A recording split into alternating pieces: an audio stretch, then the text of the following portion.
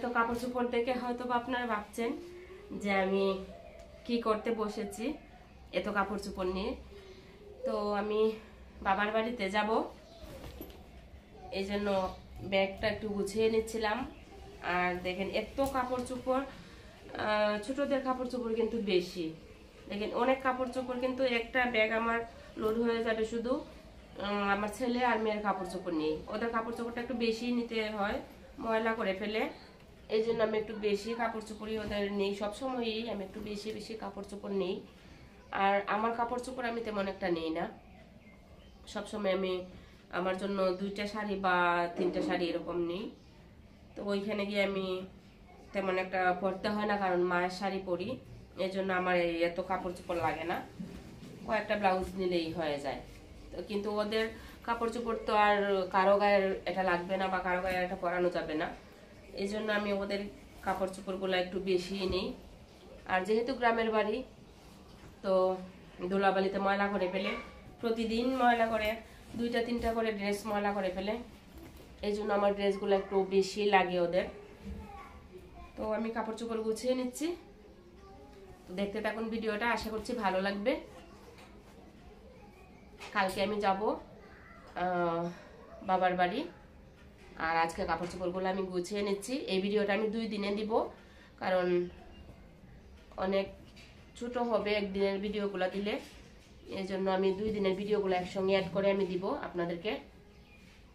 তো দেখতে থাকুন ভিডিওটা, আশা করছি ভালো লাগবে।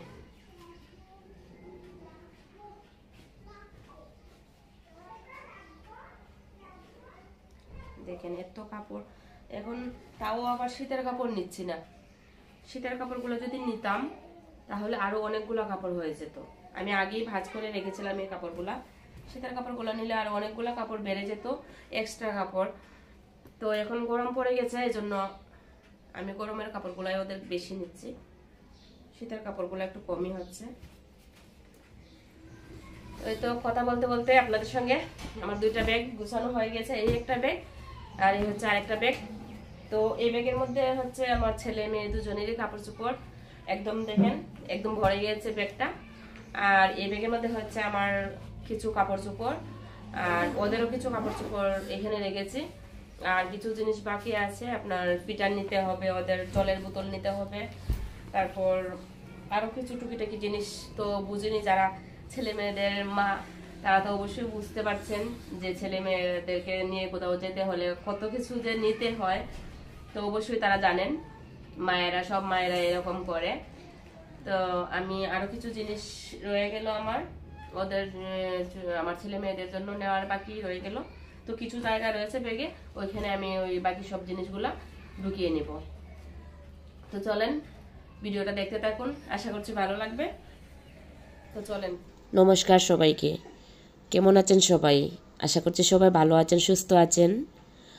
আরও একটা নতুন ভিডিওতে আমি রোমা আছি আপনাদের সঙ্গে সারাটা ভিডিও জুড়ে। দেখেন কি সুন্দর দৃশ্য শহরের। রূপন রোমা লাইফস্টাইল ব্লগে আপনাদেরকে জানাচ্ছি সুস্বাগতম। তো বিপদ যখন আসে, আসলে চারদিক থেকেই বিপদ আসে। তো আমি পরে কথাটা নিয়ে আপনাদের সঙ্গে আমি আলোচনা করব, কেন বলছি কথাটা। তো এখন আমি যাচ্ছি বাবার বাড়িতে, কারণ ঈদেরও বন্ধ হয়েছে, আর হঠাৎ করে আমার যেতে হচ্ছে বাবার বাড়িতে। কী কারণে যাচ্ছি এটাও আপনাদের সঙ্গে বলবো আমি। তো হঠাৎ করেই যাচ্ছি বাবার বাড়িতে, ঈদের ছুটিতেও যাচ্ছি, সবাই মিলে ট্রেনে করে যাচ্ছি আমরা সবাই।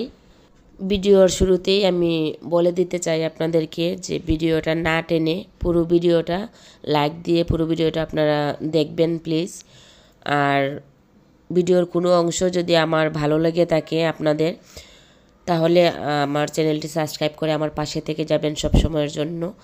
আর যারা যারা আমার চ্যানেলটি সাবস্ক্রাইব করেছেন তাদেরকে জানাই অসংখ্য অসংখ্য ধন্যবাদ। তো ভিডিওটি কন্টিনিউ করেন, আশা করছি আপনাদের ভালো লাগবে। তো এখন আমরা ট্রেনে উঠে পড়েছিলাম, আর ট্রেনে উঠেই পেয়েছি চিপস আর দেবশ্রী সোনা আর রাজ বলছিল চিপস খাবে, তখন 2টা প্যাকেট চিপস আমি কিনে নিয়েছিলাম। ওরাও খাচ্ছিল, সঙ্গে আমিও 1-2টা মুখে দিচ্ছিলাম, খাচ্ছিলাম। ট্রেনে বসে কিছু খেতে আমার বিশেষ করে কিন্তু খুবই ভালো লাগে। তো কার কেমন লাগে কমেন্ট করে আমাকে অবশ্যই জানাবেন ট্রেনে বসে খেতে।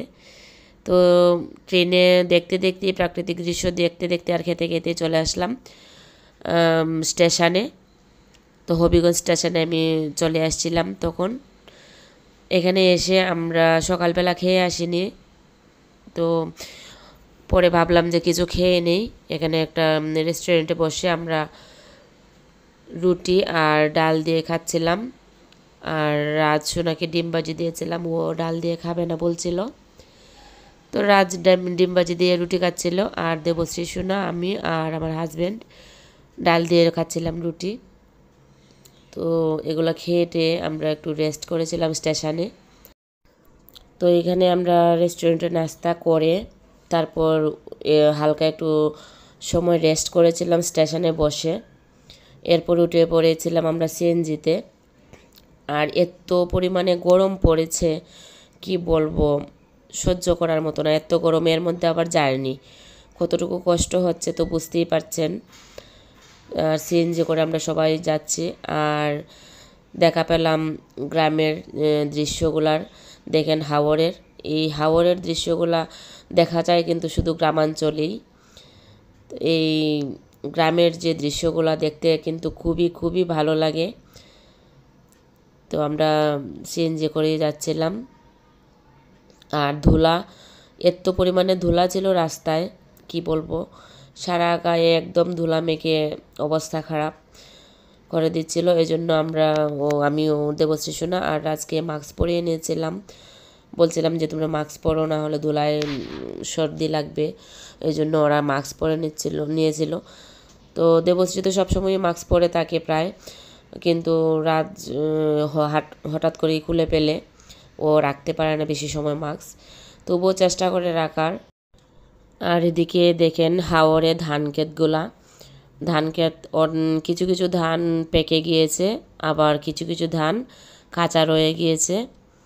তো ধান পেকে গেলে ধান কাটা ও শুরু হয়ে যাবে।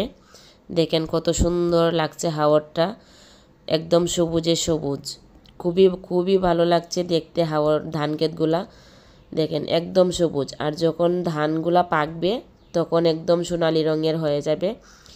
আর এই ধানে গুলা ভরে রাখবে কৃষকরা। সারা বছর যখন কষ্ট করে এই কৃষকরা এই ফসল ফলায়, যখন ধানগুলা পেকে গুলা ভরে পাকবে আর গুলা ভরে এই ধানগুলা সোনালি ফসল রাখবে গুলাতে, তখন কৃষকের মনের অবস্থা চিন্তা করেন, কতটা আনন্দ লাগবে তাদের মনে।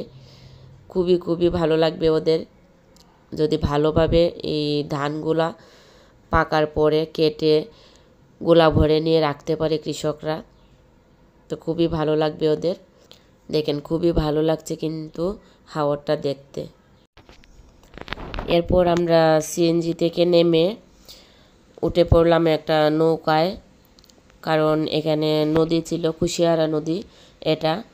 তো নদীটা আমাদেরকে পার হতে হবে এই নৌকা দিয়ে। তো দেখেন অনেক বড় নদী এটা, অনেকটা সময় লেগে যায় এই নৌকা দিয়ে। ইঞ্জিনের নৌকা কিন্তু এটা, হাতে পেয়ে নৌকা যদি হতো তাহলে আরও অনেক বেশি সময় লেগে যেত।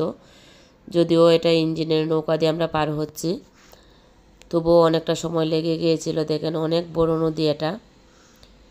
তো এই নদীটা আমরা নৌকা দিয়ে পার হব। দেখেন নদীটা খুবই খুবই সুন্দর লাগছে কিন্তু। ওইদিকে সামনের দিকে বাঁশ, অনেকগুলো বাঁশ রাখা হয়েছে। দেখেন অনেক অনেক সুন্দর লাগছে নদীটা। তো যাই হোক, এই নদী পার হয়ে আবারও আমরা সিএনজিতে উঠে চলে আসলাম আমাদের বাবার বাড়ির গ্রামের পাশে শাল্লা। ওই যে দেখেন আমার বাবা আসছেন আমাকে এগিয়ে নিয়ে যেতে। তো ওইখানে আমি সিএনজি রিজার্ভ করে আসছিলাম। তো বাবা ওই সিএনজিতে উঠে আসছিলেন আমাদের সঙ্গে, একসঙ্গে আমরা বাড়ি যাব। এখন বাজারে আসছিলেন বাবা, কিছু বাজার করবে এই জন্য আসছিলেন। তো তো আমি ফোন করেছিলাম যে আমরা এসে গেছি, তখন বাবা বলল যে আমিও যাব বাড়ি, তারপর আমরা একসাথেই সিএনজি করে আবারও বাড়ি গেলাম আমরা সবাই একসাথে। তো ওই যে দাঁড়িয়ে আছে শাড়ি পরা, দেখেন ও হচ্ছে আমার বড় বোন। তো ও এসেছিল বাবার বাড়িতে, আমরা দুজন একসঙ্গে এসেছিলাম। ও একটু আগে এসেছিল আমার বোন, আর আমি একটু পরে গিয়েছিলাম ওর। তো আমরা একসঙ্গে এসেছিলাম প্রায়। আর এখানে দেখেন, আগে যে বলেছিলাম যে বিপদ যখন আসে আসলে চারদিক থেকেই আসে। তো উনি হচ্ছেন আমার মা। তো মা পাটা ভেঙে গেছে মার। তো আসলে কয়েকদিন আগেই মার অনেক বড় একটা অসুখ ছিল। তো এটা কাটতে না কাটতেই আবারও আর একটা সমস্যা এসে দেখা দিল। তো দেখেন পা ভেঙে বিছানায় বসে আছে, এখন ব্যান্ডেজ করেছিল। তো 21 দিনের ব্যান্ডেজ দিয়েছিল। তো এই ব্যান্ডেজটা খোলা হয়েছিল। ডাক্তার বলেছিল যে ব্যান্ডেজ খোলা হয়েছে যখন আবারও ব্যান্ডেজ করে দিব, পায়ের হাড়গুলোও জোড়া লেগেছে, কোনো সমস্যা নেই। তো আবারও 21 দিনের ব্যান্ডেজ করে দিয়েছে। আর মা দেখেন খুবই মানসিকভাবে খুবই ভেঙে পড়েছিল, খুবই কষ্ট হচ্ছিল। এইভাবে ঘরে বসে থাকা যে কতটুকু কষ্টের, এটা যে বসে থাকে সেই শুধু বুঝতে পারে, আর কেউ তার কষ্টটা বুঝতে পারে না। আসলে মানসিকভাবে খুবই ভেঙে পড়েছিল মা। অনেক দিন ধরে ঘরে এইভাবে বসেছিল, পা ভেঙে বসেছিল। আসলে জানি না ভগবান কোন পরীক্ষা নিচ্ছে আমাদের কাছ থেকে। একটার পর আরেকটা বিপদ শুধু লেগেই আছে, একটার পর আরেকটা বিপদ আসছে। তো যাই হোক, ভগবান যাই করুক না কেন মঙ্গলের জন্যই করেন। তো এখানে এসে আমি কাপড় চেঞ্জ করে তারপর উঠানটা ঝাড়ু দিচ্ছিলাম। আর এই উঠান ঝাড়ুর কাজটা মাই দিত, মাই করতো, কিন্তু এখন যেহেতু মা পারছেন না, তো সারাক্ষণ বসে থাকতে হচ্ছে মাকে, এই জন্য মা আর পারছেন না। তো আমি ভাবলাম যে আমি উঠানটা একটু ঝাড়ু দিয়ে দিই। তো আমি সারাটা উঠান একটু ঝাড়ু দিয়ে দিয়েছিলাম। আর ওইদিকে দেখেন আমার দেবশ্রী সোনা আর রাজ গাছের উপরে দোলনা বাঁধার জন্য পাগল হয়ে যাচ্ছিল। এখানে আসলে পরেই এই গাছের উপরে দোলনা বেঁধে দেয় ওই যে আমার বড় ভাই। তো আমার বড় ভাই দোলনা বেঁধে দেয় ওদেরকে সবসময়। আমি যখনই এখানে আসি বাবার বাড়িতে, তখনই আমার বড় ভাইকে নিয়ে আসে আমার দেবশ্রী সোনার রাজ, যে বড় মামা আমাকে দোলনা বেঁধে দাও গাছের মধ্যে। তো দেবশ্রী সোনার আর রাজ সোনাও খুবই ভালোবাসে এই দোলনা খেতে। তো ওরা দোলনা খাচ্ছিল, আমার বড় ভাই দোলনা বেঁধে দিয়েছিল। প্রত্যেকবারই এরকম দোলনা বেঁধে দেয়, আর ওরা এখানে বসে বসে যখন ইচ্ছে হয় তখনই ওরা দোলনা খায়। গ্রামের অন্যান্য ছোটো ছেলেমেয়েরাও এখানে আসে, দোলনা খায় এসে ওদের সঙ্গে। এরপর আমি হরলিক্স নিয়ে আসছিলাম, মা বাবা আর আমার বড় ভাইও আসছিল, এখানে বসছিল। তো মাকে আর বাবাকে আর আমার বড় ভাইকে হরলিক্স দিচ্ছিলাম।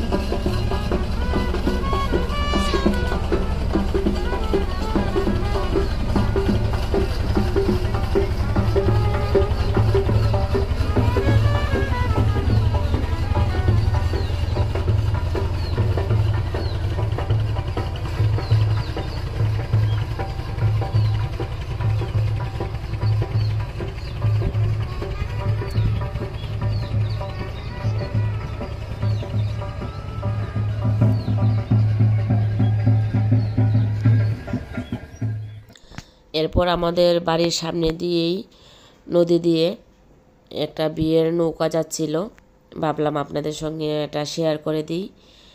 তো অনেক ভালো লাগছিল এই ব্যান্ড পার্টির আওয়াজটা। এই ব্যান্ড পার্টির আওয়াজ শুনলে আমার খুবই ভালো লাগে। তো আপনাদের কেমন লাগে এই ব্যান্ড পার্টির আওয়াজটা শুনতে আমাকে অবশ্যই কমেন্ট করে জানাবেন। তো এরপর ঘরদোর পরিষ্কার করে উঠান ঝাড়ু দিয়ে ছেলে মেয়েদেরকে নিয়ে চলে আসলাম নদীর জলে স্নান করতে। তো দেখেন গ্রামের অনেক অনেক ছোট ছেলে মেয়েরা নদীর জলে সাঁতার কাটে সবাই একসঙ্গে, খুবই ভালো লাগে এগুলো দেখে। আমরাও ছোটোবেলা কেটেছি সাঁতার সবাই একসঙ্গে, কিন্তু এখন বড় হয়ে যাওয়াতে মনে হয় যে এটা কেমন লাগে। নামি না জলে, আমার অনেকটা ভয় করে, অনেক দিন ধরে জলে নামি না, তাও ভয় করে। তাও ভাবলাম যে যাই হোক, ওরা যেহেতু সবাই নেমেছে নদীর জলে, তাহলে আমিও একটু নামি, ওদের সঙ্গে সাঁতার কাটবো। তো ছেলে মেয়েদেরকে একা রেখে তো আর সাঁতার কাটা যায় না, ওদেরকে নজর রাখতে হয়, ওরা কখন ডুবে যায় জলে। এই জন্য ওদের দিকে সবসময় লক্ষ্য রাখতে হয়। এই জন্য সাঁতারটা ভালো করে কাটতে পারিনি আমি, একটু একটু সাঁতার কেটেছি। ওদেরকে স্নান করিয়ে ওরা সাঁতার কাটতে চাইছিল, দেবশ্রী, সোনা আর রাজ। তো লাইফ জ্যাকেট দিয়ে সাঁতার কাটছিল। তাও দেখেন দেবশ্রী সোনা খুবই খুবই ভয় পায়।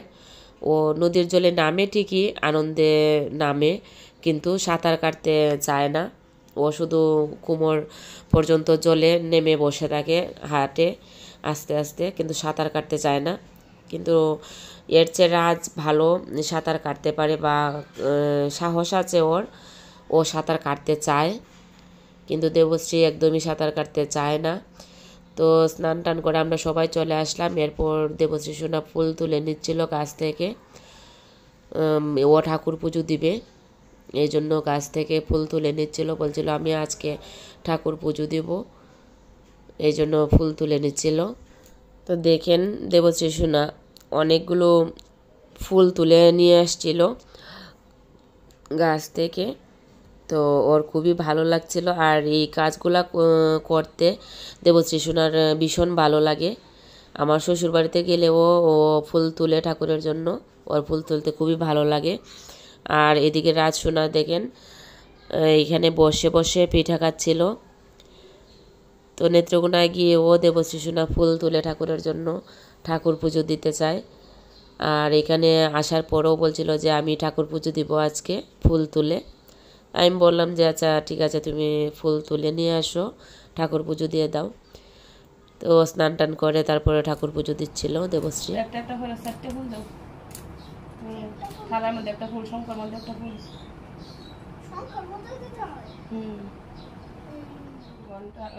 ঘন্টা নিবা এক হাতে, আর নিবা এক হাতে, আগরবাতি নিয়ে জোগাড় দিবা।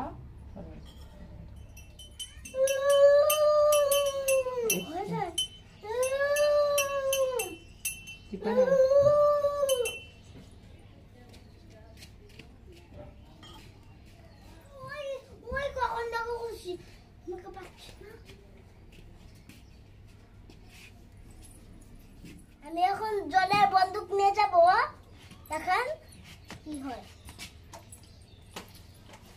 দেখেছেন?